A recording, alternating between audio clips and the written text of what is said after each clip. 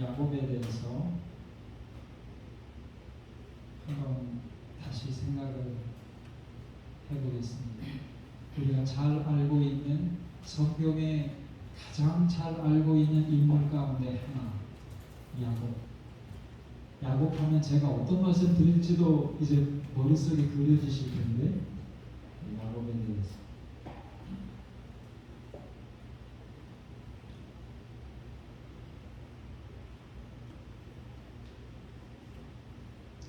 창세기 28장 세 말씀 함께 읽어보겠습니다.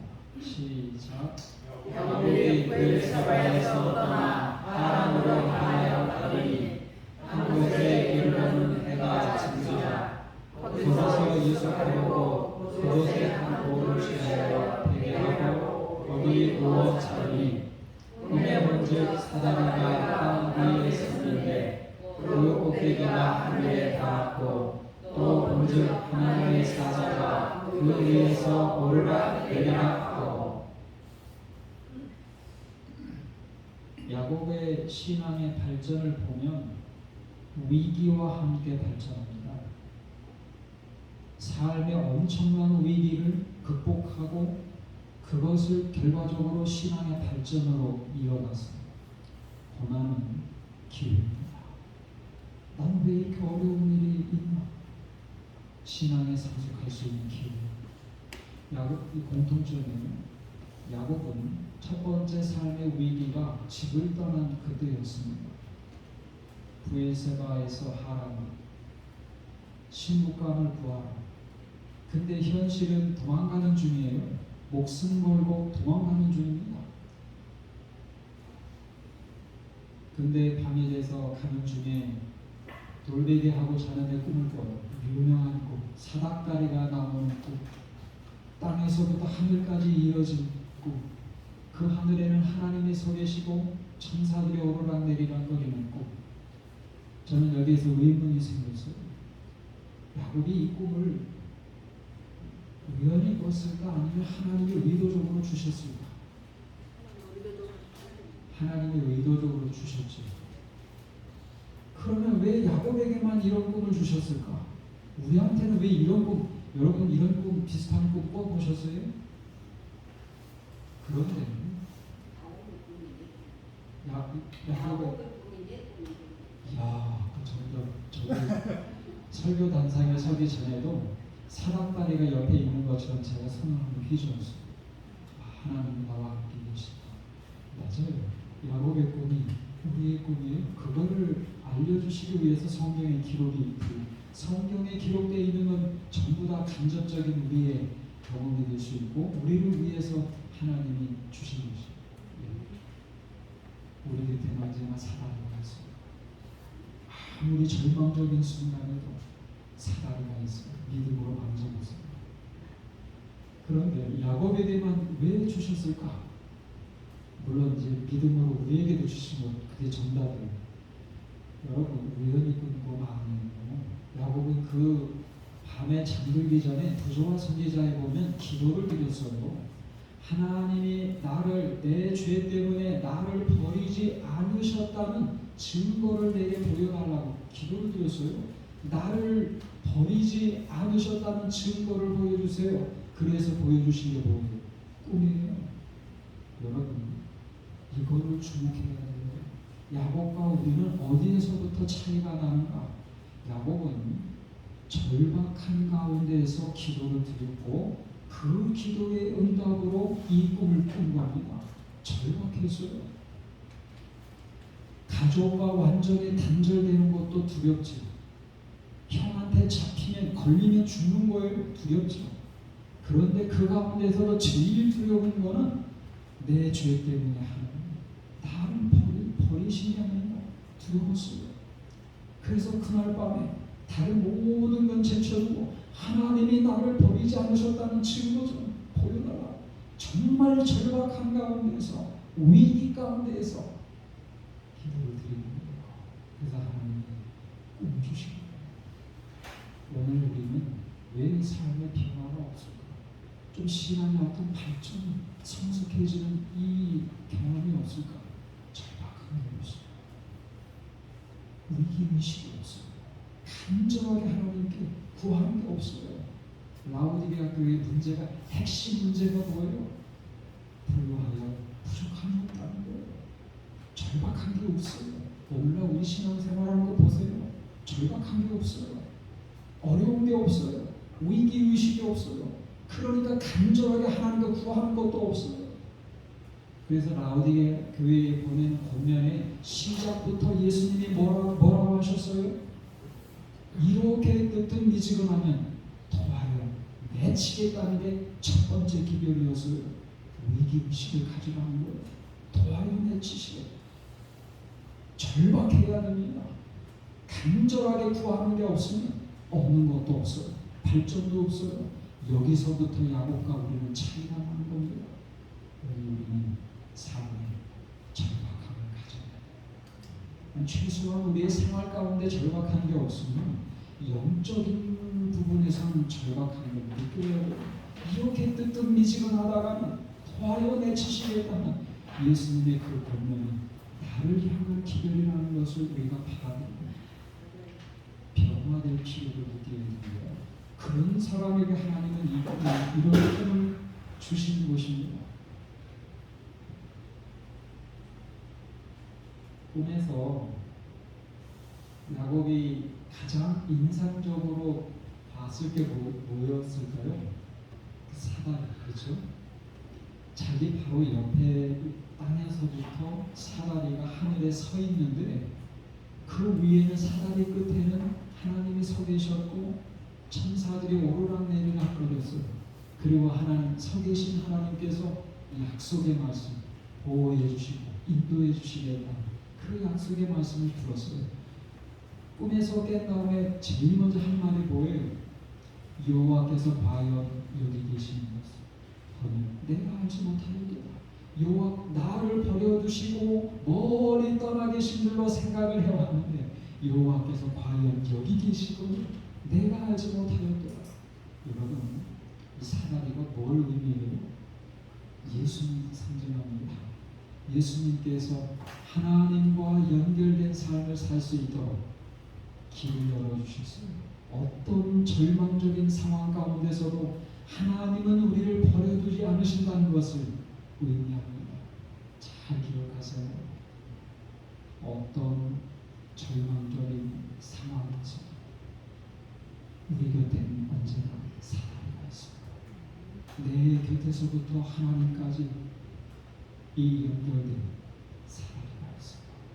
힘들고 어려울 때마다 내 죄 때문에 하나님이 나를 버리신 게 아닌가 생각이 들 때마다 믿음으로 옆을 휘저어보세요. 사랑이 있어요. 하나님과 우리가 연결된 새 생애를 언제나 살 수 있고 하나님은 우리와 함께 계십니다. 새 힘을 우리가 얻을 수 있어요. 야곱이 얼마나 마음이 평안을 얻었을까요? 약속의 말씀도 들었어요.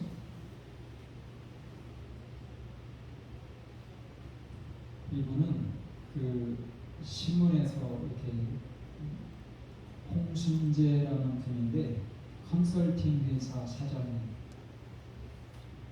근데 이분은 스타 강사기도 해요. 그래서 강연을 하면 1년에 4억을 번대요. 강연 회사 수익은 따로 하고 강연 다니는데 1년에 수익이 한 4억. 근데 몇 년 전에 이분이 이제 그 유튜브 동영상에 간증한 내용들이 있어요. 그 간증 제목이 다리 밑에 찾아오신 하나님 이런 제목인데 한번 나중에 한번 보시면 좋을 것 같아요. 근데 이분이 간증하시는데 이분이 몇 년 전에는 하시던 사업이 망해서 노숙자기도 하셨어요. 노숙자로서 살면서 참 힘들어서 지쳐서 이제 죽어야 되겠다라고 생각이 들어서 물도 안 마시고 10일을 버텼어요. 죽기 일보 직전까지 간 거예요. 근데 그 순간에 누군가 다가왔어요. 그때 상황을 이분이 이렇게 설명을 했습니다. 그게 그분이 다가온 분이 그 쓰레기를 줍는 사람, 정신 장애, 몸에 또 장애도 장애인이었어요. 여기 그 상황을 설명을 합니다. 저는 그를 외면하고 거절했습니다. 하지만 그는 떠나지 않고 빵과 우유를 내밀었습니다. 어느새 눈물이 흘러내렸습니다. 예전 같았으면 이분이 그 전에도 진짜 성공을 했거든요. 늘 현금 1억을 갖고 다니던 분이에요. 그러다가 외환 위기 때 노숙자가 된 거죠. 예전 같았으면 내 눈에 띄지도 않았을 사람, 제가 사람 취급도 안 했을 사람이 나를 걱정해서 빵을 권하고 있었습니다. 자신이 먹기에도 모자랄 빵과 우유를 저한테 주고 있었습니다. 저는 그가 준 우유를 마셨습니다.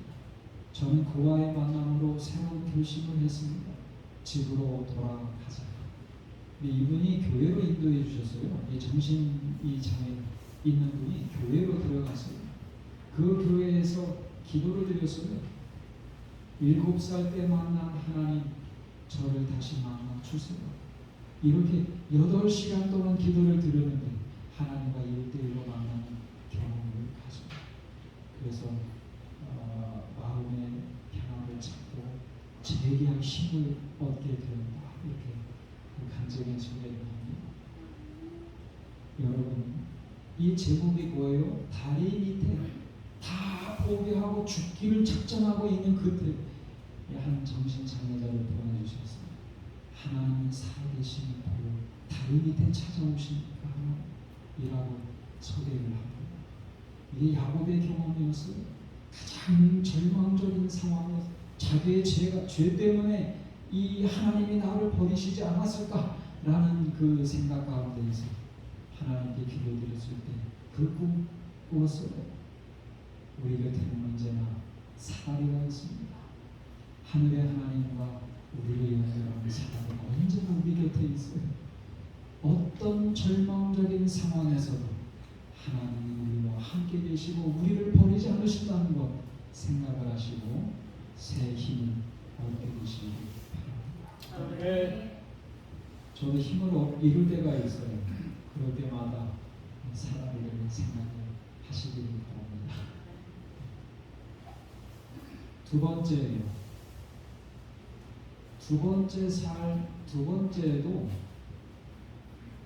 좀 비슷해요. 위기 가운데서 신앙의 도약을 하는 기회를 갖습니다. 삶의 위기 가운데서 비슷한 점이 많이 있어요. 이야기를 나누면서 한번 다 함께 읽어보겠습니다. 시작. 밤에 일어나 두 아내와 두 여종과 11아들을 인도하여 야곱 나루를 건널세. 그들을 인도하여 시내로 보내며 그 소유도 보내고 야곱은 홀로 남았더니. 20년의 세월이 지나서 다시 고향 가나안 땅으로 돌아올 때에 있었던 일입니다. 근데 에서와의 만남이 참 두려웠어요. 그래서 기별자를 먼저 보내서 안부도 묻고 또 인사도 드리고 또 형편을 살펴보도록 했습니다. 400명의 부하를 데리고 전진해오고 있다는 기별을 갖고 왔어도 두려웠어요. 종들, 가족들 다 전멸할 수 있는 위기였습니다. 그런데 이때 야곱이 펼쳤던 작전이 되게 지혜로운 작전을 펼쳤어요. 아주 정말 야곱은 지혜가 많은 사람 같아요. 정말 지혜로운 사람이에요. 그래서 어떤 작전을 펼쳤습니까? 선물을 먼저 하는 준비했어요. 선물. 사람이 선물 받으면 좀 마음이 부드러워지잖아요. 양, 염소, 소, 나귀, 약대 이렇게 세 번이니까 550마리예요. 이 선물을 한꺼번에 주는 게 아니에요. 세 때 이상으로 나누어서 선물도 한 번 주는 것보다 한 번 주고 또 주고 또 주면 감동이 있잖아. 오, 계속 나오네. 감동이 다르잖아요. 야곱이 그거를 노렸어요. 그리고 가족들을 보낼 때도 두 무리로 나누었습니다. 한 무리가 공격당하면 한 이 무리라도 살 수 있도록 거기에 또 라헬을 다 배치했어요. 아주 지혜가 많아. 그리고 자기는 뒤에 딱 남았어. 혼자 살기 위해서 남은 건가요? 아니에요. 하나님께 기도드리기 위해서. 야곱은 그거를 알았어요. 유일한 희망은 하나님께 있다는 사실을 알았어요. 하나님만이 에서의 마음을 바꿔주실 수 있고 부드럽게 해주실 수 있다는 것을 야곱은 알았어요. 그래서 그 하나님께 기도드리기 위해서 나온 겁니다. 여러분, 혼자 있는 거예요. 그걸 우리가 주목해서 봐야 돼요. 20년 전에 야곱이 꿈을 꿀 때도 혼자였어요. 또 이 돌아와서 이제 에서를 만나는 그 위기 가운데서도 하나님과 만나서 씨름하던 그때에도 혼자였어요. 혼자서 하나님과 더불어 만나는 시간이 우리에게 필요합니다. 때로는 우리가 함께 예배도 드리고 함께 말씀도 듣고 함께 하는 것도 또 있지만 조용히 혼자서 하나님과 만나는 이 시간이 반드시 우리에게 필요하다는 것 우리가 알아야 됩니다. 야곱은 혼자 있는 거예요. 그 힘이 얼마나 위대한지를 알았어요. 작전의 가장 핵심은 혼자 있는 거예요. 하나님과 만나는 거예요. 하나님께만 희망이 있다는 걸 알았어요. 1대1로 만나는 경험을 야곱이 가졌습니다. 공통점이 있죠. 20년 전에는 혼자, 지금은 혼자 만났어요. 하나님과 만나요.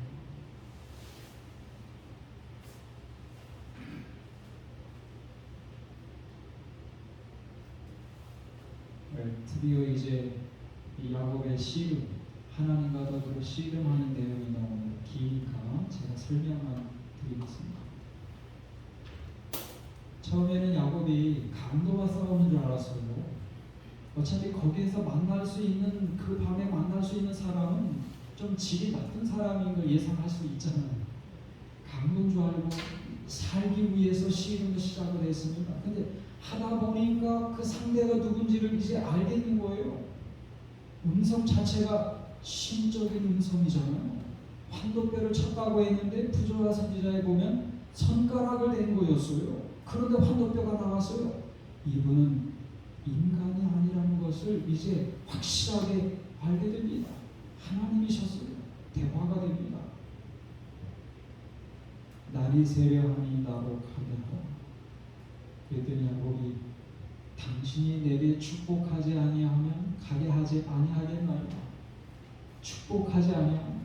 여러분, 야곱이 이 순간에 바랬던 축복이 뭐였을까요? 재물이었을까요? 그런 거 아니었어요. 용서, 보호, 두 가지. 완전히 내 죄를 용서해 주셨다는 보증, 그게 받고 싶었어요. 죄 용서. 그리고 에서에게서 보호해 주시겠다는 그 보증 받고 싶었어요. 축복하지 않으시면 받을 수가 없습니다. 여러분, 우리는 이 야곱을 겉모습만 보고 판단하기 때문에 이때 야곱의 심정이 어땠을까를 생각을 못하고 지나갑니다.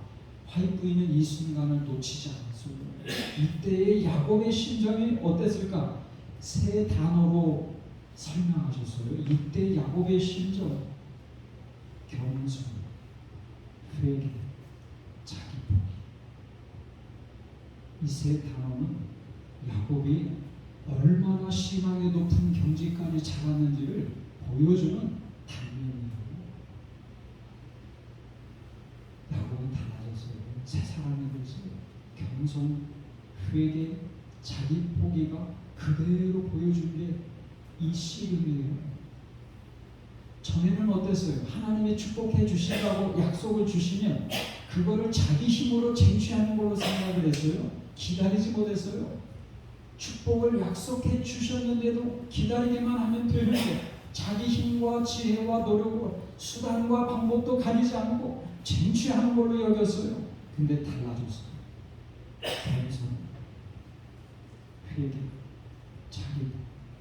하나님이 약속해 주셨으니까 하나님이 축복을 해 주시도록 겸손하게 회개하면서 믿음으로 간청합니다. 내 힘으로가 아니에요. 겸손하게 회개하면서 믿음으로 간청합니다. 하나님이 축복을 해 주시죠. 끝까지 붙들고 간청하는 겁니다. 달라졌어요. 여러분, 겸손은 왜 그게 믿음의 높은 경지인가 하면 겸손은 누구의 마음이요? 예수님 마음이요. 나는 마음이 온유하고 겸손한 예수님 마음이요. 회개. 하나님께 나아가면 나아갈수록 자신의 죄가 보이는 거예요. 그러므로 높은 경지에 있는 사람은 죄 없다고 말하지 않고 자기의 죄를 기쁘게 인정하고 회개하는 사람, 자기 포기. 그래서 이제 나는 죽고 오직 내 안에 그리스도께서 살아계신 갈라디아서 2장 20절의 경험을 하는 것입니다. 저는 사실 이 말씀을 최근에 깊은 감동을 받습니다. 내가 죽고 그리스도께서 내 안에 살아계신 연습, 매일매일 우리가 해야 되는 것입니다. 이제는 하나님의 약속만 붙잡고 하나님이 내게 축복을 해주시도록 믿음으로 간청드리며 하나님만 붙잡는 경험을 단면적으로 보여주는 겁니다. 겉모습만 보고 그러려니 하지만 바울 선지자는 거기에서 새 사람이 되고 높은 신앙의 경지에 이른 야곱의 모습을 설명해 주십니다. 여기 하나님께서 마지막으로 뭐라고 하셨어요? 내 이름이 무엇이냐? 내 이름을 다시는 야곱이라 부를 것이 아니요 이스라엘이라 부를 것이니 내가 하나님과 사람으로 더불어 겨루어 이기었으니 이름을 바꿔주셨어요. 야곱이 간청했잖아요. 증거를 달라고. 이번엔 새 이름을 주셨어요. 속이는 자가 아니라 승리를 기념하는 이름 이스라엘이라고 합니다. 여러분 처음에는 하나님께서 나를 버리지 않으셨다는 증거를 요구했을 때 꿈을 주셨어요. 이번에도 완전히 용서해 주시고 보호해 주시겠다는 증거를 달라고 했는데 이름을 바꿔주셨어요. 증거를 주신 것입니다. 야곱은 다리를 저었지만 그나마치 얼마나 행복했을까요? 이제 용서받았다는 하나님의 보증을 받았어요. 보호해 주시겠다는 마음에도 평안, 에서와의 만남도 평화롭게 이루어지고 완전히 야곱의 생애가 해피엔딩으로 그렇게 이루어졌습니다. 이번 제가 가끔 소개해 드리는 그 선교사 이용계 선교사입니다. 공고에서도 또 인도네시아에서도 선교하셨죠. 이분 아내가 몽골에 있을 때 우울증에 걸렸어요. 남편은 사명감에 늘 바쁘고 본인은 집안일하고 남이 알아주는 것도 아니고 말도 잘 통하지 않는 나라에서 우울증이 걸렸어요. 먹어도 소화도 안 되고 죽고 싶은 충동에 뛰어내리려고 하고 심각했어요. 근데 한 번은 이분이 일주일 어떤 집회에 참석하고 감동받고 우울증이 나았다는 이 고백을 해요. 그때 경험을 어떻게 그럴 수 있었는지 소개를 제대했습니다. 스트레스 증상도 없어지고 뭘 먹어도 소화가 잘 되고 핵심은 갈라디아서 2장 20절이었어요. 내가 그리스도와 함께 십자가에 못 박혔나. 저 요즘에 제일 감동받는 말씀을 읽고 있습니다. 갈라디아서 2장 20절. 그것 때문에 이 말씀 준비했어요. 내가 죽어야만 내 안에 그리스도께서 살아날 수 있는 거죠. 처음엔 나도 꽤 괜찮은 그리스도인인데 내가 왜 이런 대접받고 이런 고생해야 되나 생각 들었어요. 자기 영리는 씹으면 씹을수록 달콤했고 자기에 대한 집착이 점점 커졌어요. 그런데 이 자아가 죽고 내 안에 그리스도께서 살아나시자 문제가 해결되었습니다. 여러분, 제가 나이 들면서 한 가지 사랑의 의미에 대해서 깨닫는 게 있어요. 사랑의 의미 가운데 하나는 자주입니다. 아내한테 자주, 아이들한테 자주. 나이 들수록 뭐가 살아나는 줄 아세요? 자존심. 져주는 건 참 힘들어요. 그런데 져주는 삶의 중요한 원칙을 져주라는 건 아니에요.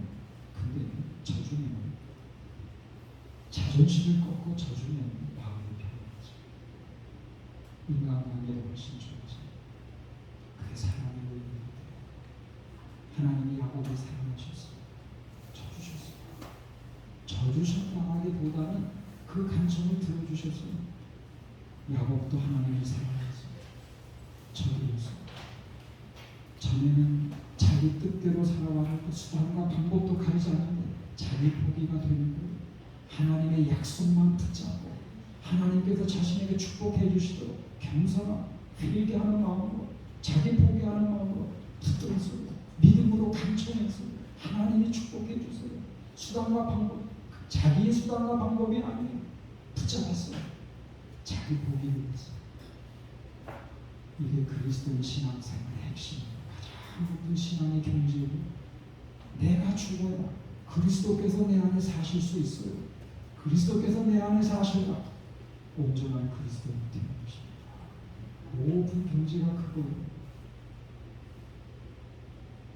내가 죽고 내 안에 그리스도께서 사시는 것 우리가 매일 연습해야 됩니다. 저주는 그러니까 하나님도 져주셨잖아요.